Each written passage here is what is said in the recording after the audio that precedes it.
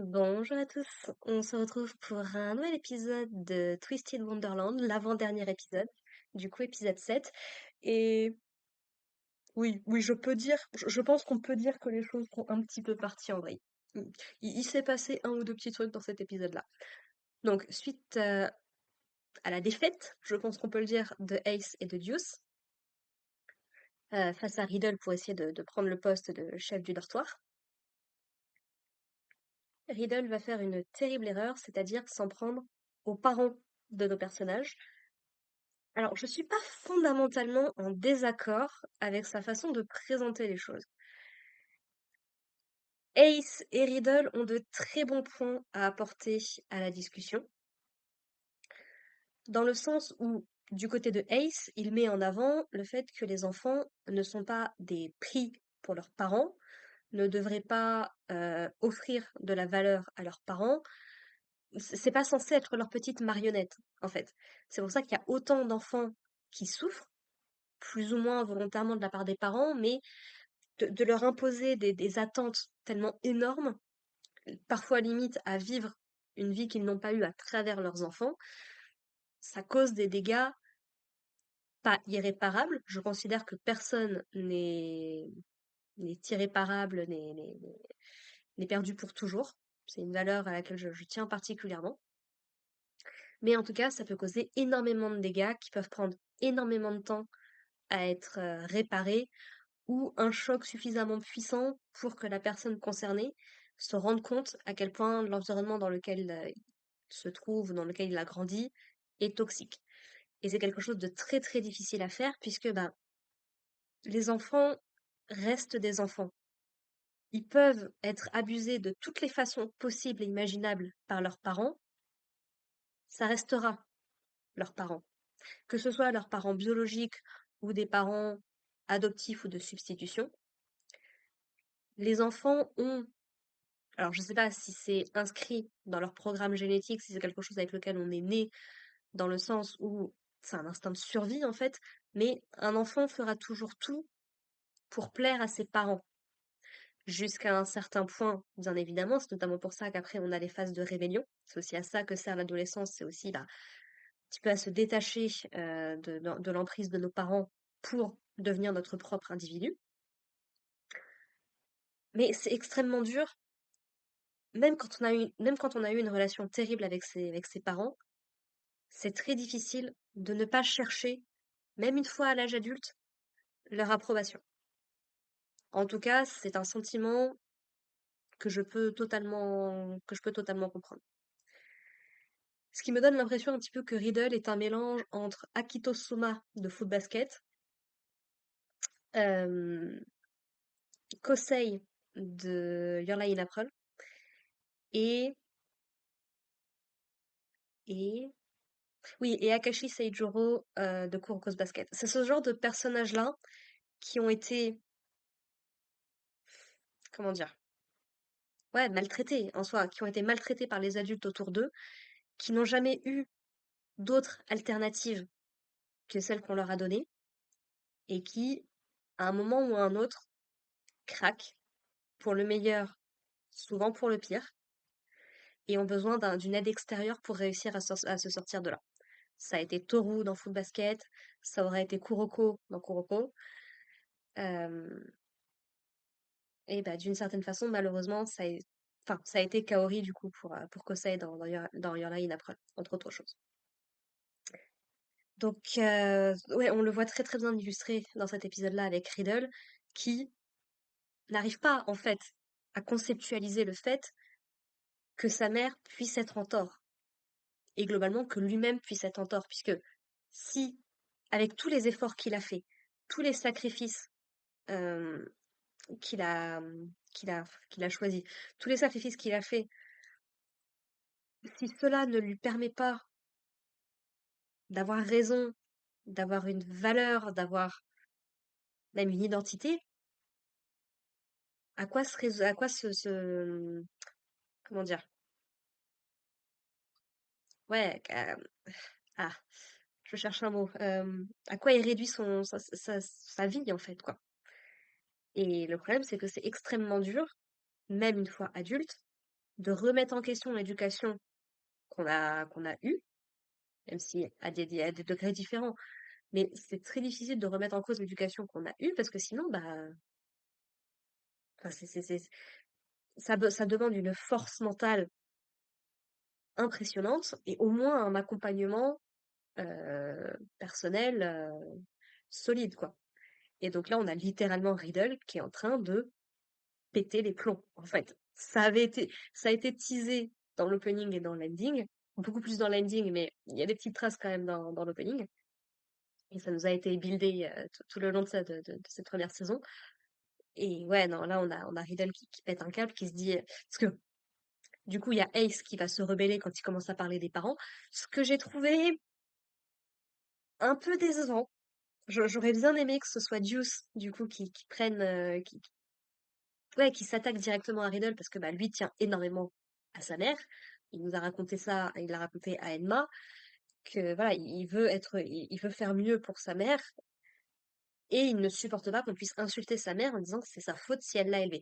C'est là où je peux également comprendre le point de vue de Riddle, puisque je suis intimement convaincue, sans que ça n'excuse ce que deviendra la personne plus tard, mais bah oui, les parents sont responsables de l'éducation de leurs enfants, en partie de la souffrance de leurs enfants, et c'est pas nécessairement pour blâmer les parents en disant que ce sont des personnes absolument horribles, mais je peux pas m'empêcher de me dire, c'est mon expérience personnelle qui parle, donc ça n'engage que moi, mais je peux pas m'empêcher de me dire que si un enfant ne se sent pas suffisamment à l'aise pour se confier à ses parents sur ses problèmes,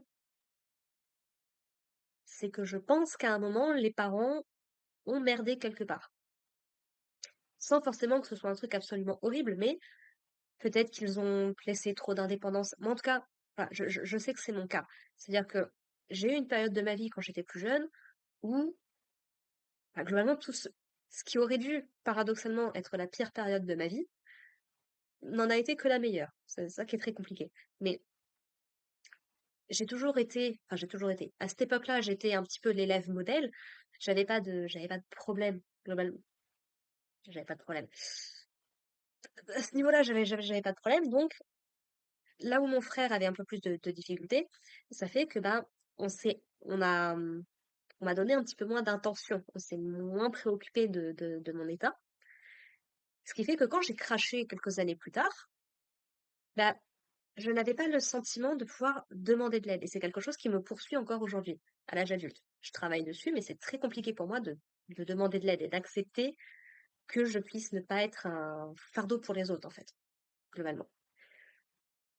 Donc tout ça pour dire que, et pourtant j'ai pas été maltraitée ni quoi que ce soit. J'ai eu une éducation sévère que je ne remets pas du tout en question, mais j'ai pas forcément eu le soutien dont j'aurais eu besoin à une époque, pour des raisons qui me concernent. Mais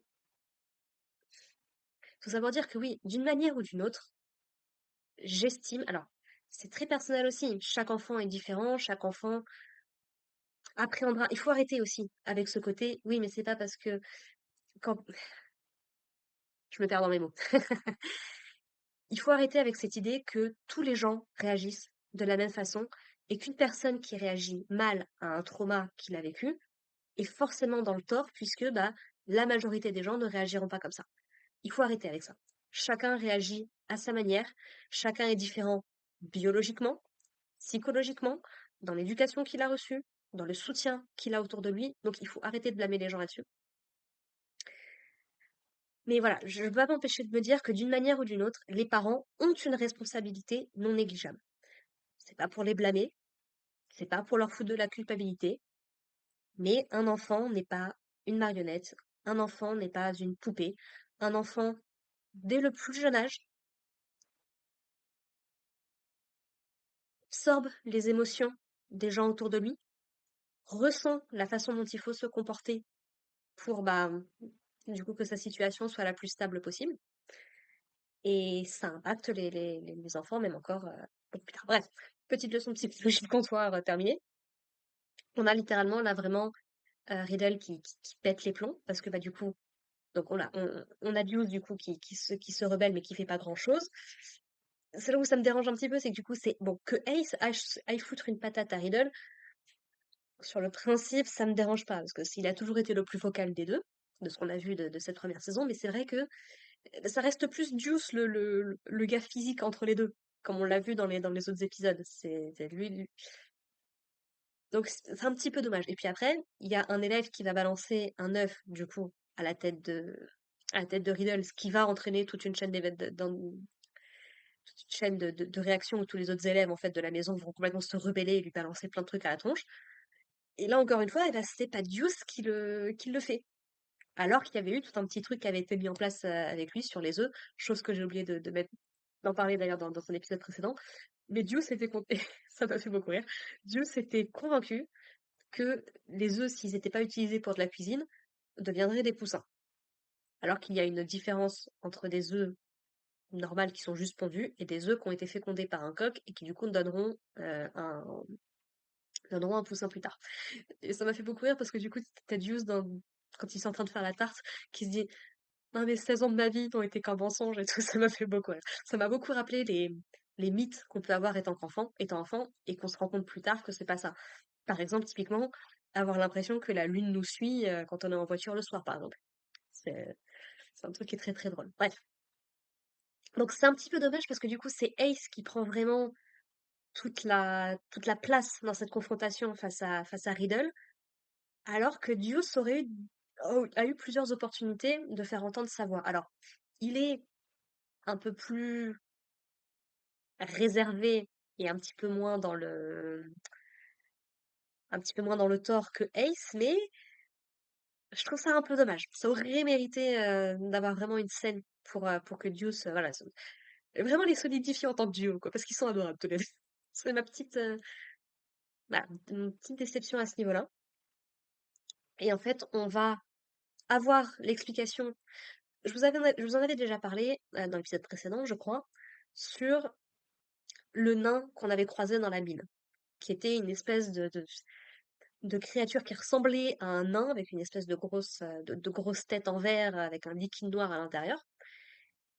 Et bien, on a des explications. Donc, apparemment, ce liquide noir serait appelé du fluide magique. C'est une conséquence de l'utilisation des pierres magiques par les étudiants de l'académie. Et en gros, que à force de trop utiliser sa magie, et ben, un élève récupère comment je pourrais dire ça, récupère des émotions négatives, c'est-à-dire reçoit de l'énergie négative, qui peut finir par déborder. Et c'est ce qui arrive du coup avec Riddle. Il a littéralement la moitié du visage qui est couverte de noir.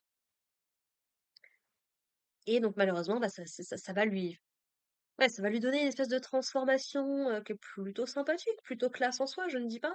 Mais il a également une espèce de stand, si vous suivez un petit peu Jojo, sachant que j'ai pas lu Jojo à partir de ce truc-là, donc je ne sais pas vraiment ce que sont les stands. Mais voilà, il va faire apparaître une espèce de créature, du coup très similaire au nain, qui a des caractéristiques de la reine de cœur, du coup. Euh, donc voilà, apparemment, d'après ce que nous dit Raven, du coup, ce serait des résidus magiques laissés par un magicien. Donc, ce qui laisse à supposer qu'effectivement, on aurait un magicien, un sorcier, qui aurait pété les plombs du côté de la mine et qui aurait laissé cette créature-là.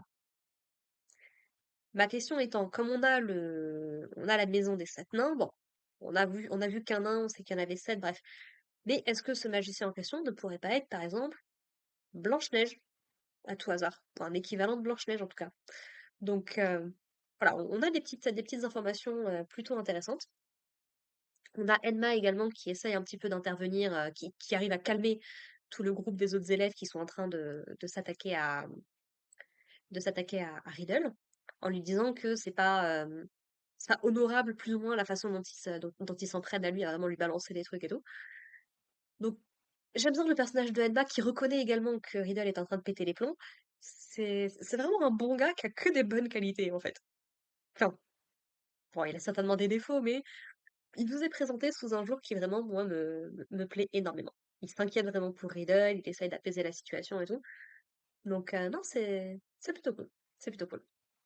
Et sinon, il y a Raven qui m'a beaucoup fait rire, parce que du coup, il laisse plus ou moins le truc se passer. En fait, il réagit pas.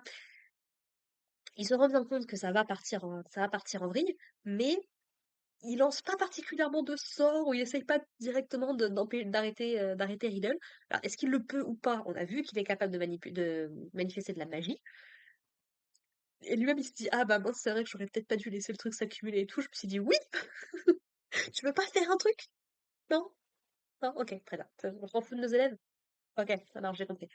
Donc, ouais, non, c'était un petit passage qui m'a fait rire et du coup, bah, ah oui, parce qu'on a, oui, on a également Trey, du coup, qui va protéger Ace, puisque donc, alors que Riddle est un petit peu en train de péter les plombs, il arrive à arracher des arbres, à les balancer directement sur Ace, pour l'attaquer, du coup. Trey va s'interposer, va utiliser sa magie Peignon les Roses, qui du coup lui permet de transformer euh, ouais, la matière, en fait, concrètement, des arbres, mais également des collerettes de tout le monde, en jeu de cartes. Et du coup, bah voilà, il fait face directement à Riddle. Il n'ose pas plus que ça l'attaquer. Mais tu sens que voilà, ils se confondent. Je m'étais même dit, j'ai oublié d'en parler d'ailleurs dans les épisodes précédents, mais je m'étais dit que peut-être que Trey, ça allait être lui qui allait affronter Riddle en duel. Je me suis dit, ça aurait pu être un truc intéressant par rapport à son personnage. Bon, il s'interpose, donc pourquoi pas, allons-y. Et puis donc, voilà, il va falloir qu'ils affrontent Riddle qui est qui a complètement pété les plombs. Vraiment. Et je suis très curieuse de voir comment va se terminer le 8e épisode. Du coup, quelle, euh, quelle suite on va donner au personnage de Riddle? Parce que j'ose espérer, j'espère très très fort que on va réussir à le calmer, mais très curieuse. Très très curieuse de ça. Ça va nous teaser un petit peu la suite et tout. Je me suis même dit, vu qu'il était en train de foutre des collerettes anti-magie à tout le monde, je me suis dit, on peut pas appeler les chefs des autres dortoirs à tout hasard. Venez nous aider si vous voulez, on a un petit problème. Je n'exclus toujours pas cette possibilité, mais ah, je sais pas, moi, c'est un truc qui me hype toujours quand on a plusieurs groupes comme ça de personnages, et notamment leurs chefs qui se connaissent un petit peu et autres, et de les voir interagir les uns les autres, et par exemple se sauver les uns les autres, avoir des petites interactions. Ça a toujours été un petit truc, moi, qui me bottait plutôt bien. Voilà. Quoi dire de plus sur cet épisode-là? Oui, on a un peu plus du passif, du coup, de Riddle, donc notamment à quel point sa mère était contrôlante avec lui, au point de ne même pas lui autoriser à manger une part de tarte à la fraise, en fait. Et c'est pour ça, du coup, que ça a autant marqué, que ça a autant marqué Trey, de la première fois qu'il a fait goûter, du coup, une tarte à la fraise à Riddle. Ce qui m'a fait beaucoup rire, c'est que le mec, ses parents travaillent dans une pâtisserie. Donc tu m'étonnes qu'il a pris qu'il a pris un petit peu des tips. Et je peux pas m'empêcher de me dire également que, est-ce que ce serait pas, du coup, parce qu'il a vu que Riddle avait aimé ça et qu'après il a été complètement coupé et tout, que c'est pour ça qu'il a autant fait des trucs de pâtisserie pour lui faire plaisir et tout. Je trouve ça adorable. Franchement, les personnages sont, moi, me touchent beaucoup. Très, j'ai pas envie de partir. J'ai pas envie que l'épisode 8 arrive. J'ai pas envie que la série se termine. Et du coup, l'épisode se termine avec un petit encart sur, alors j'ai pas retenu leur nom, mais de la maison, de la maison d'Hadès, du coup, avec le chef de maison qui a très envie de câliner Grim parce que c'est un petit chat, donc il décide de créer un espèce de gros pouf tout doux pour le câliner. Sauf qu'il se rend compte que c'était pas vraiment la sensation qu'il voulait avoir, et donc voilà, c'est un échec. Pas grand chose à dire dessus, voilà, on nous présente les personnages, donc rien de plus à dire. Et bien écoutez les gens, merci de m'avoir écouté. On se retrouve la semaine prochaine du coup pour terminer, à mon grand désespoir, Twisted Wonderland. N'hésitez pas à me dire vous ce que vous en avez pensé dans les commentaires. Puis ben, en attendant, écoutez, portez-vous bien, prenez soin de vous, vraiment, prenez soin de vous. Prenez soin de vos proches, ceux qui comptent vraiment pour vous et qui sont positifs dans votre vie. Et puis, à la prochaine. Allez, bye les gens.